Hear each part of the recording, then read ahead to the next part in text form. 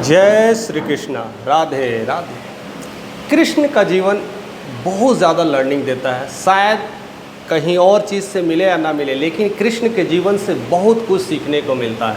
उनके बचपन से लेकर करके जब तक वो रहें द्वापर युग में इतनी सारी सीख दे गए हैं, शायद और कहीं सीख मिलती है।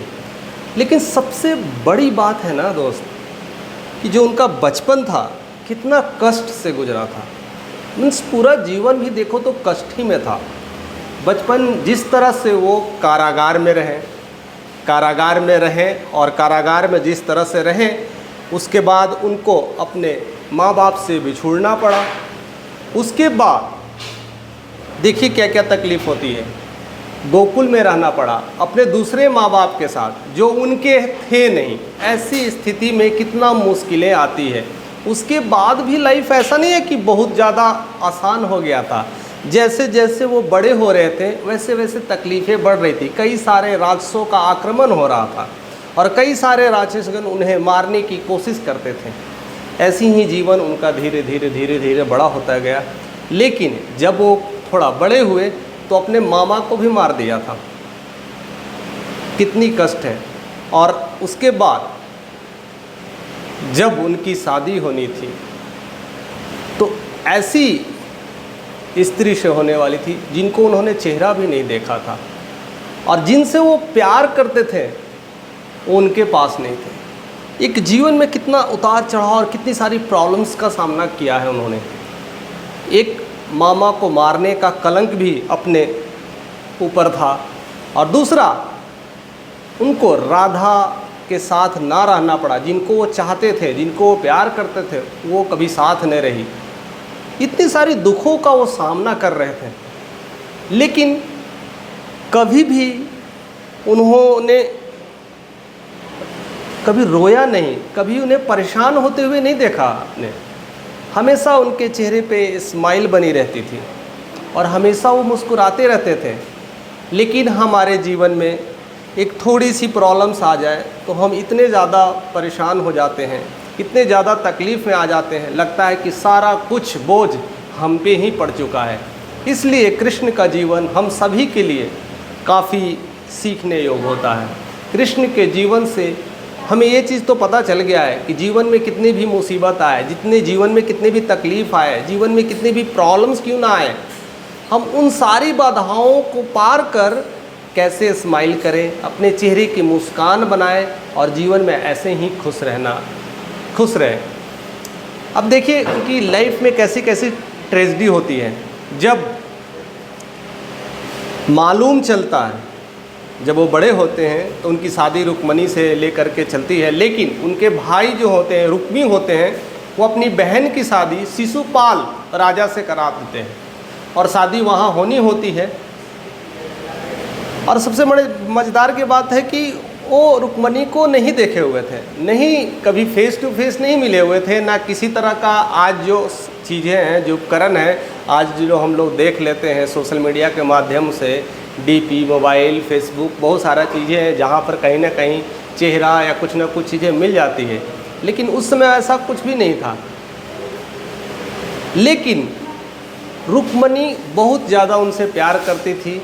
उन्हें ये भी पता था कि कृष्ण हमें उतना तो प्यार नहीं कर सकते हैं क्योंकि वो अपना दिल गोकुल में दे बैठे हैं, लेकिन मैं उनके जीवन भर दासी रहना चाहती हूँ और उनका ही सेवा करना चाहती हूँ। ऐसा प्यार था रुक्मणी का।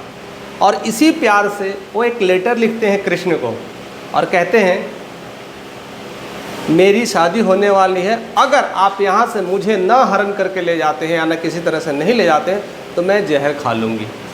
अब कृष्ण के लिए एक चुनौती था कि क्या करना है, और तब वहाँ से वो हरण करते हैं, युद्ध लड़ करके जिस तरह से वो ले आते हैं और उनकी शादी होती है और वो रहते हैं। तो ऐसे कई सारी घटनाएं हैं जो घटित होती है, फिर भी उनके चेहरे पे स्माइल रहती है।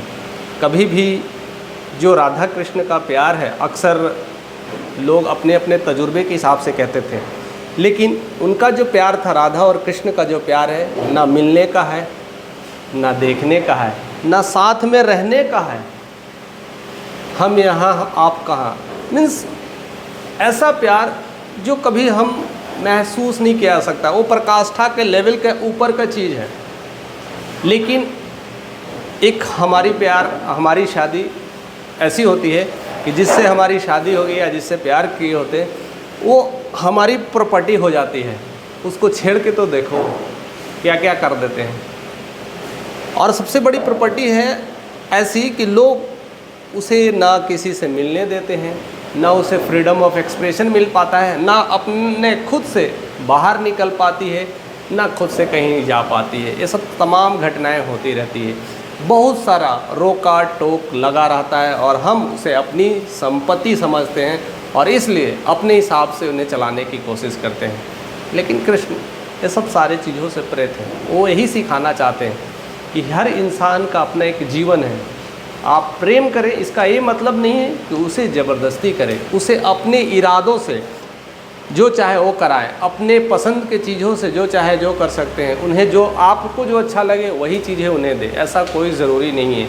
और ये भी ज़रूरी नहीं है कि साथ में रह के ही प्यार किया जाता है। ऐसे कई सारे तमाम चीज़ें होती हैं और हमारे जीवन में जब हो जाए तो हम कितने दुख और तकलीफ़ से होते हैं। हम जिससे प्यार करते हैं या जिनके साथ रहना चाहते हैं वो छूट जाता है तो आधे लोग पागल हो जा रहे हैं, आधे लोग समझ में नहीं आता है क्या कर रहे हैं। तो ऐसी कई सारी घटनाएं हैं। अगर आप अपने परिवार में किसी सदस्य को मार दें तो जीवन भर कलंक के बोझ से दब जाएंगे, आप उठ नहीं पाएंगे। और भी चीज़ें, जब किसी का जिससे शादी होने वाली वहाँ से अगर हरण करके ले आए तो उसका भी एक कलंक आपके ऊपर लग जाता है। ऐसे कई सारे कलंक लगने के बाद आपके चेहरे का जो स्माइल है ना सिकुड़ने लगता है, आप स्माइल करना भूल जाते हैं। लेकिन कृष्ण देखिए मस्त बांसुरी बजाते हैं, मुस्कान चेहरे पर, हमेशा स्माइल के साथ बात करते हैं। और इनका शुरू से ही लेकर के नहीं है, ये हमेशा जब तक वो रहे हैं उनके जीवन में ये स्माइल बना रहा है। लेकिन दुख शायद हम लोगों से तमाम ज़्यादा होगा, लेकिन चेहरे की स्माइल कभी कम नहीं हुई है। तो हमें उनसे ये सीखना चाहिए, इतने दुख के बाद स्माइल कैसे आ पाता है, इतने दुख के बाद हर चीज़ों को मेंटेन कैसे किया जा सकता है, अपने इरादों को कैसे मजबूत किया जा सकता है, अपने इन तमाम जो घटनाएं घट रही है अपने जीवन में उससे लेकर के आगे कैसे निकला जा सकता है। अगर सीखना है तो कृष्ण के जीवन से सीखें। कृष्ण का जीवन ही सब कुछ सीखने योग्य है। उनके जीवन से हम बहुत कुछ अपने जीवन में उतार सकते हैं। एक डिसिप्लिन लाइफ होना कृष्ण के ही जीवन से सीखें। जब भी कहीं भी फंक्शन होता है, जब भी कुछ कार्य होता है तो वो अपने समय के बहुत पाबंद थे। अपने समय पर सारा प्रोग्राम शुरू कर देते थे और समय पे ही उसे फिनिश भी कर देते हैं। ऐसा नहीं है कि प्रोग्राम समय पे शुरू हुआ और समय पे नहीं फिनिश हुआ। लेकिन हम भारत में यह आम चीज़ होती है, पता चलता है कि नेताजी इस समय आने वाले हैं तो लोग उसी समय पहुंचते हैं, या कोई भी फंक्शन या कहीं भी चीज़ें होती है जिस समय का टाइमिंग होता है लोग उसी समय जाते हैं, नहीं तो खुद मेंटली कैलकुलेट करके आधा घंटा और 10 मिनट लेट से ही जाते हैं। जैसे कि उन्हें सब पता है प्रोग्राम आधा घंटा बाद होने वाला है, 10 मिनट बाद से सब कार्यक्रम होने वाला है। लेकिन कृष्ण ने कभी ऐसा नहीं किया। जो प्रोग्राम जिस समय जब सेट था तो उसके हिसाब से वो सारी चीज़ों को प्रकट करते थे और प्रेजेंट करते थे और एंड भी वैसे ही करते थे।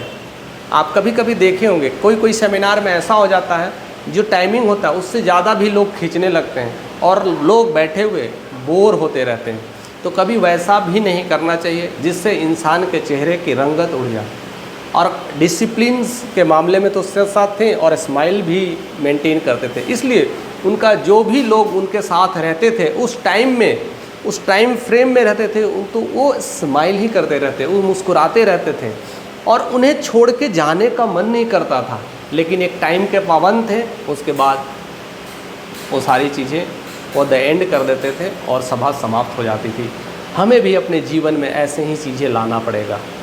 आज 5 सितंबर है, टीचर्स डे है और सबसे बहुत सुनहरा दिवस है। ख़ास करके हम सभी बच्चे को, हम सभी को, हम अपने जीवन में कितने सारे टीचर्स बने हैं, जितने सारे गुरु बने हैं, उनसे बहुत कुछ सीखा होगा।